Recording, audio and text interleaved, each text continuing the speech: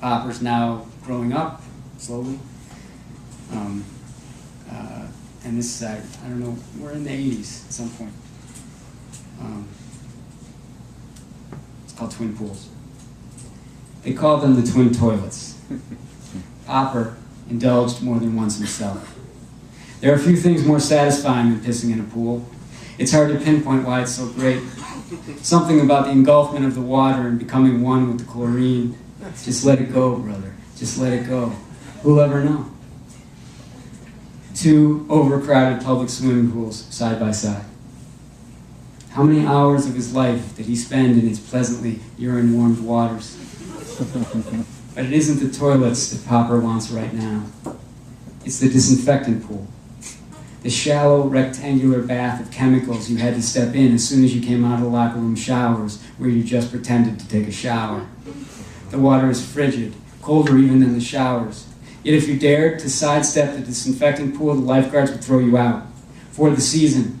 No warning, no appeal. They watch that little pool like hawks. They'd rather somebody drowned. No diving, no running, no splashing, no kickboards after 3. Persons with communicable diseases not allowed. All swimmers must use disinfectant pool. He went in quick. Try it with 1 foot, step in, step out. Both feet. I said both feet.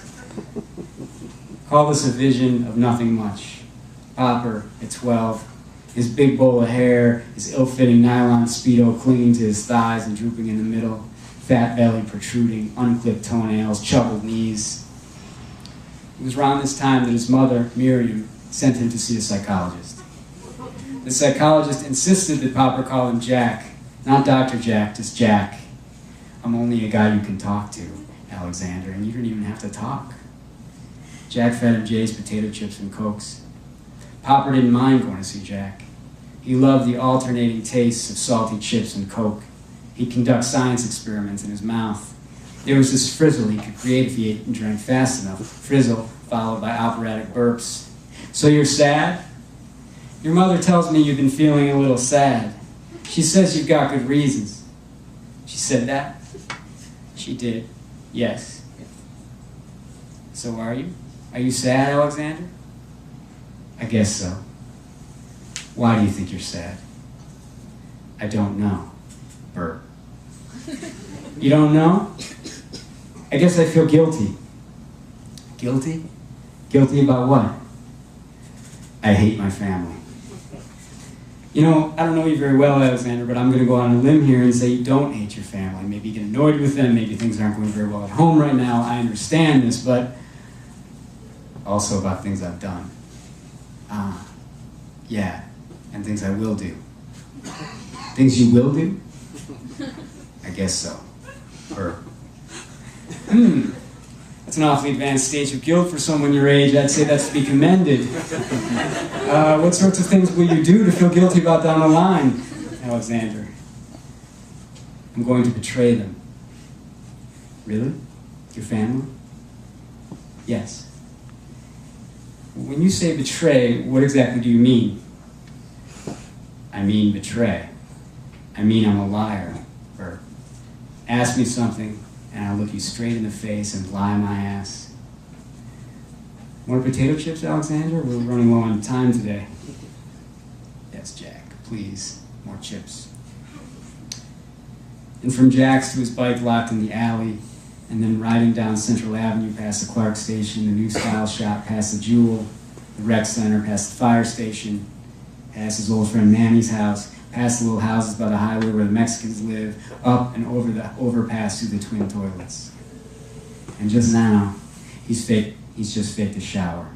A little trickle of water on his shoulders. He comes out and steps into the little pool. Except that's it. He doesn't move. He stays in the disinfectant pool. The cold stiffs his ankles. Chemicals kill the fungi on his feet. I'm gonna stay right here with both feet.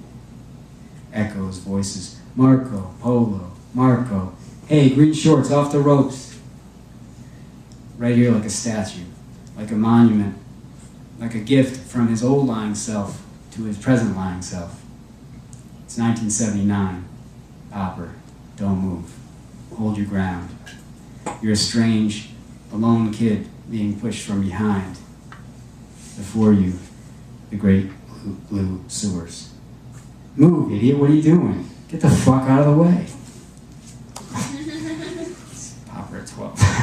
So, I'm gonna, now he's in college, so we'll just skip the lot. It's all kinds of, he gets arrested for being a peeping Tom, there's all kinds of things, but I'm gonna leave that. And he's in college now, and I'm gonna just do a couple more, 3 more. And this is 1988, and we're in Ann Arbor, Michigan. And I want to thank Jason Roberts for the pronunciation help. It's appropriate in this chapter that I'm still going to screw up. So, there's 2 words that kind of sound alike, you'll see. So Jason, thanks for your help, and I'm still going to mess it up.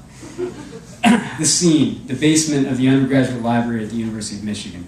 The most hideous concrete mistake of a building ever architected by man. It's 2 a.m. Tuesday. It's a raucous place. Loud conversation, coffee, beer, music, a little dope in the bathroom, some isolated studying here and there. Popper isn't studying. He's in his cubby, half sleeping, half reading William Blake. Not for class. Popper likes to carry around certain books and announce before anybody even asks, "This book? No, actually, this isn't for class. And it's not pleasure reading either. There is no such thing as pleasure reading." If you trap the moment before it's right, the tears of repentance you'll certainly wipe. But if you let the right moment go, you can never wipe off the tears of woe. She's a mere 4 cubbies away, as he spies only the back of her head, her blonde brown ponytail rising above the plywood like a beacon. He ducks beneath his desk and eyeballs down the row of legs. Her running shoes are off her feet.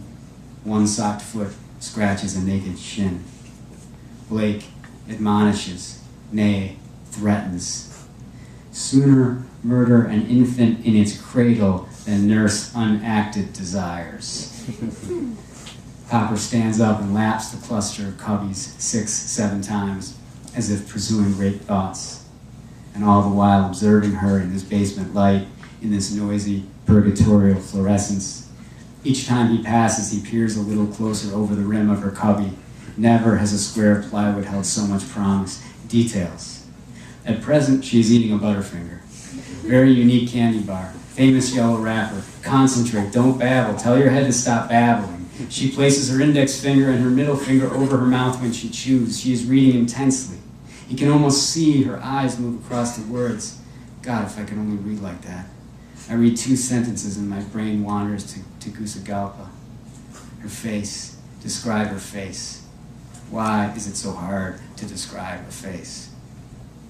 Retreats to his own chair. Spies low again. She crosses her legs, one way, then another, then uncrosses them. And for no recordable reason, Popper thinks of the word Leith. He gets up again and approaches the dictionary, the great dictionary that stands alone in the middle of the room beneath all that buzzing light, like a weird pulpit nobody ever sermonizes from. Popper flaps the pages of truth, the stream of oblivion in the lower world, hence forgetfulness. Maybe I'm spelling it wrong? Ah, I should have said Lethe. See, I knew I'd mess it up. Ah, Leith. Looks better on the page, this whole section. Leith, right, Jason? Life. See, all day I've been practicing. Life. You guys all know this because this is an educated audience. I'm not educated. Life. The joke is Lethe and life. Get it? All right, it's all good. So he goes back to his cubby. Used it in a sentence. I hope you don't mind my saying hello. I find you beautiful, but also life. Not to be confused with Lethe, which means something else entirely having to do with memory, or rather loss of it. Yet, as it is, I can't forget you. Are you by any chance a dancer? She gets up to talk to a friend sitting in another cubby. The friend's face hidden, nothing but a mass of curly hair.